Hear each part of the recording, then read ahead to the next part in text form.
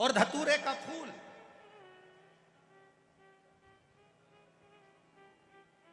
कांटे वाला धतूरा, और उसमें लगने वाला एक पुष्प। आस्था चैनल पर आप लोग देख रहे होंगे धतूरे के फूल का दर्शन। धतूरा और धतूरे का पुष्प, छोटा सा पौधा है, ज्यादा बड़ा नहीं है, कांटा लग रहा है, धतूरा लग रहा है, और उसमें भी साधारण धतूरा नहीं, जिस धतूरे के नीचे की डंडी लाल कलर की होती है, अगर वो सोमवार की अष्टमी को देवाधिदेव महादेव को समर्पित करी जाती है तो उसके घर में कभी संपदा की कमी नहीं होती है। वो धतूरा है, साधारण नहीं है। धतूरे में भी लाल डंडी, जैसे धतूरा गोल होता है उसके नीचे एक छोटी सी डंडी, देखा है आप लोगों ने? अरे देखी कि नहीं देखी बोलो? धतूरा देखा है ना? धतूरे के अंदर एक नीचे छोटी सी डंडी होती है, जब तोड़ोगे तो वो डंडी का कलर अगर लाल है, वो डंडी का कलर अगर लाल है, और कभी हम तो कहेंगे जैसे बड़ी बीमारी जिसको हो जाती है, लीवर, किडनी, कैंसर आदि आदि बड़ी बीमारियों से जो जूझ रहा होता है, प्रयास करो, प्रयास महामृत्युंजय का जाप कर कर, महामृत्युंजय का स्मरण कर कर, एक लाल डंडी का धतूरा प्रयास करना, एक धतूरा मिल जाए या 5 धतूरे मिल जाए किसी भी एकांतेश्वर महादेव पर, जो शिव मंदिर एकांत में हो, जहाँ कोई जाता आता नहीं हो। वैसे तो अब बहुत मुश्किल है कि ऐसा मंदिर मिल जाए जहाँ कोई जाता आता नहीं हो, पहले की बात दूसरी है, अब बात दूसरी है।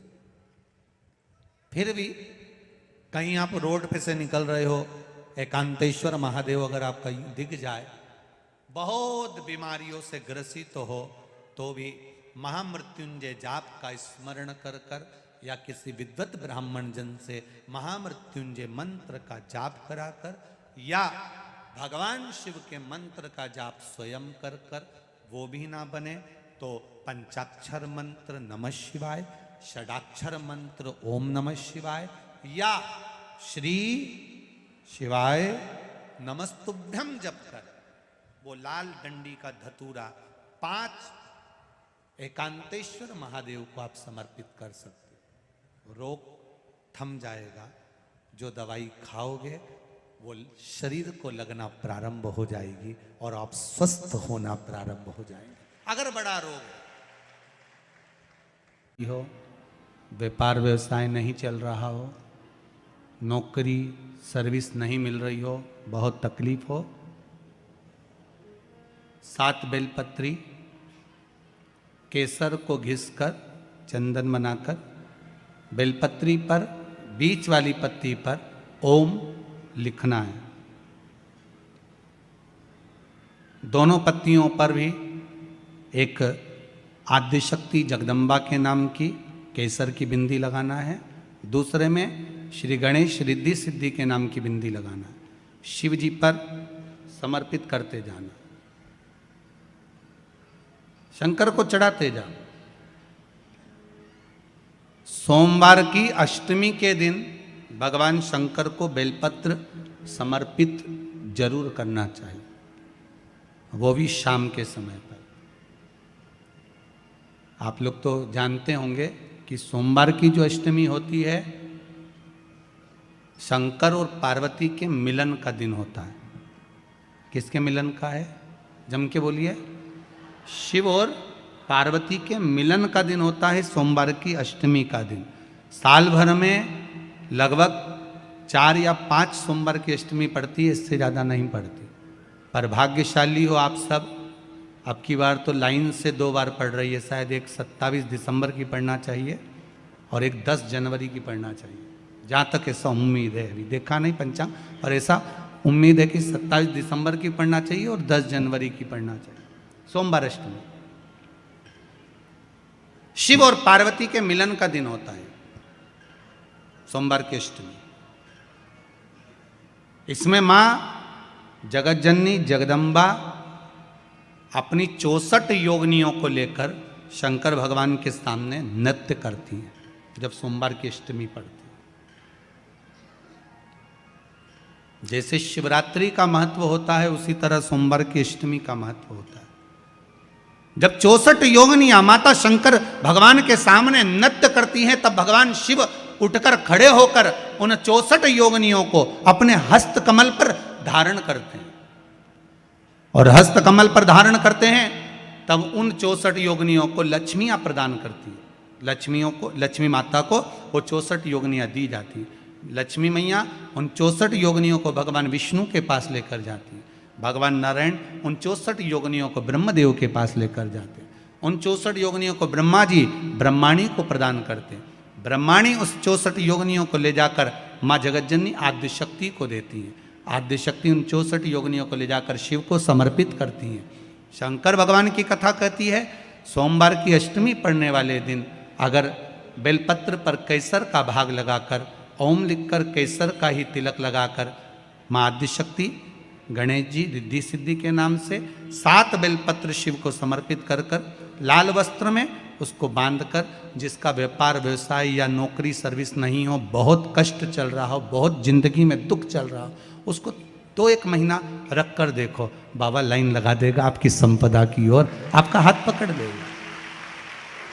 सोमवार की अष्टमी शिव को रिझाने की होती है, भगवान शंकर को मनाने के लिए, शिव को प्राप्त करने का एक साधन है। जिन लड़का लड़कियों का विवाह नहीं होता, बहुत तकलीफ है और नहीं हो रहा काम, बहुत दिनों से लगे हो नहीं हो रहा, हरा मूंग ले जाओ। मूंग के दाने तो रहते हैं घर में, केवल 31 मूंग के दाने लेकर जाइए, 31 चावल के दाने लेकर जाइए और 31 ही बेलपत्र लेकर जाइए। जिस दिन सोमवार की अष्टमी हो, कौन से दिन? सोमवार की अष्टमी हो, उस दिन शंकर जी के मंदिर में जाओ, 3 चीज लेकर जाओ, मूंग के दाने, चावल, बेलपत्र। चावल जो 31 लेकर गए हो, अपनी कामना कर कर शंकर जी की देहली पर रख दो, चौखट पर, कहीं पर भी एकांत में उसको रख दिया जाए। मूंग के जो दाने लेकर गए हो 31, वो नंदी के पास में, जो नंदी का पांव ऊंचा रहता है उस पांव के पास रख दीजिए। और जो 31 बेलपत्र लेकर गए हो, वो 31 बेलपत्र अशोक सुंदरी वाली जो जगह है, आपको पहले बताया है कथा में, अशोक सुंदरी जी का स्थान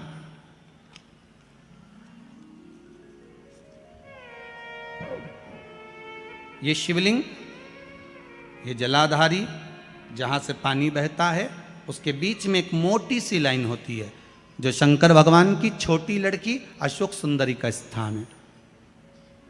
शिव जी के 13 बच्चे हैं, 13 बच्चे में सबसे छोटी लड़की अशोक सुंदरी यहीं पर विराजमान होती है, जहाँ से पानी नीचे गिरता है।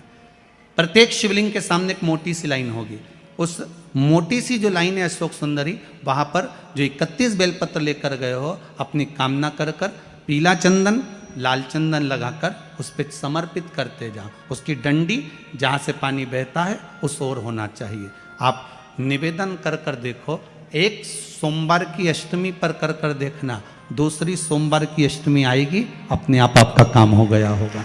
बाबा से निवेदन तो करो, क्यों भटक रहे? भोला सब दुख काटो, शिव शंकर जपो तेरी माला, भोले बाबा जपो तेरी माला, भोला सब दुख काटो, ओ भोला सब दुख काटो। आप उससे निवेदन करेंगे, प्राप्त होगा। शिव तत्व में जो सुख है वो सुख कहीं नहीं।